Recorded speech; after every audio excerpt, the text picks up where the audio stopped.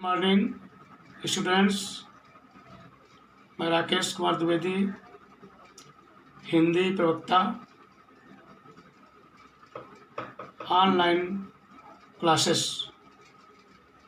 कल हमने आपको जो चैप्टर कराया था उसी के बाद का चैप्टर ये है। जैसे जहाँ पर आपने जो पहले राउंड में हमने स्कूल में वो लिखवाए थे मुहावरे और लोकोक्तियाँ, इसके बाद दूसरे उसी के आगे ग्रामर के आगे ये करना है।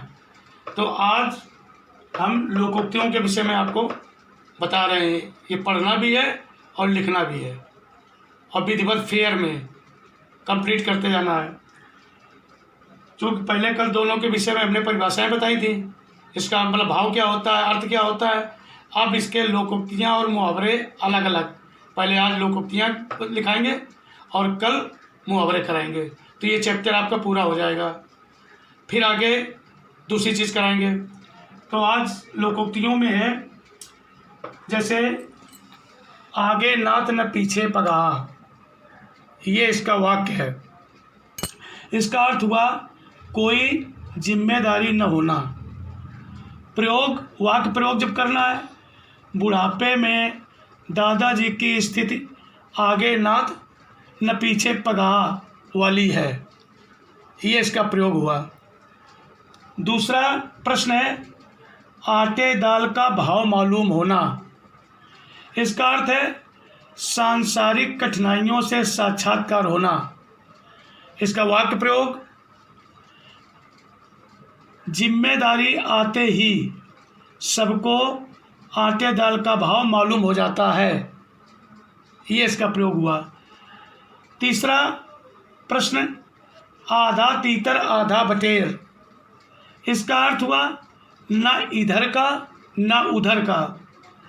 वाक्य प्रयोग इसका शास्त्रीय संगीत में पाश्चात्य संगीत का मिश्रण आधा तीतर आधा बटेर सा लगता है। चौथा आम के आम गुठलियों के दाम। इसका अर्थ है दोहरा लाभ उठाना। इसका प्रयोग होगा आज ठेले वालों को मेले के कारण आम के आम और गुठलियों के भी दाम मिले हैं। अगला 1 और 1 11 होना, ये आपका लोकोक्ति है। ये इसका अर्थ है एकता में शक्ति होती है। इसका प्रयोग स्कूल में शिक्षक बच्चों को समझा रहे थे कि 1 और 1 11 होते हैं, ये इसका प्रयोग हुआ। अगला 1 थाली के चट्टे बट्टे, ये लोकोक्ति है। इसका अर्थ सबका एक सा होना। जब इसका प्रयोग करोगे तो राम के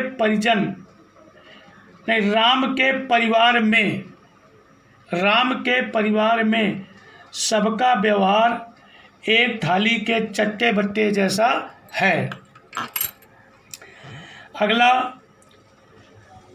धोबी का कुत्ता न घर का न घाट का।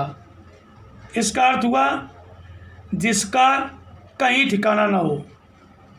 प्रयोग अपना घर छोड़ने के बाद आज रमा की स्थिति धोबी का कुत्ता न घर का न घाट का जैसी है। अगला बंदर क्या जाने अदरक का स्वाद। इसका अर्थ हुआ मूर्ख व्यक्ति गुणों को नहीं समझ सकता। प्रयोग अज्ञानी व्यक्ति गुणों के महत्व को नहीं समझ सकता। अगला 1 पंथ 2 काज। इसका अर्थ हुआ एक ही उपाय से 2 कार्यों को करना। इसका प्रयोग मैं तो बैंक में पैसा जमा करने गया था, मेरे पुराने मित्र से भी भेंट हो गई, मेरे लिए तो 1 पंथ 2 काज हो गए। अगला होनहार बिरवान के हो चिकने पात। इसका अर्थ हुआ प्रतिभाशाली व्यक्ति के लक्षण आरंभ से ही दिखने लगते हैं। प्रयोग रमेश के पुत्र की अद्भुत प्रतिभा को देखकर कोई भी कह उठता है कि होनहार विद्वान के हो चीखने पार। ये हम आपको दूसरे राउंड का लिखा रहे हैं। पहले राउंड का मैं स्कूल में लिखा चुका हूँ, दूसरा राउंड ये है। तो ये आप उसी के क्रम में क्रमानुसार आगे फेर कापी में इसको लिखेंगे और याद करेंगे।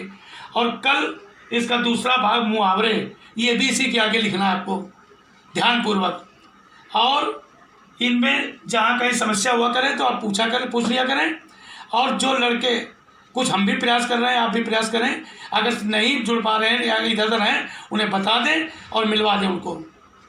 और वो ध्यान से पढ़ें, फेयर है, सारी चेकिंग होगी स्कूल खुलने के बाद।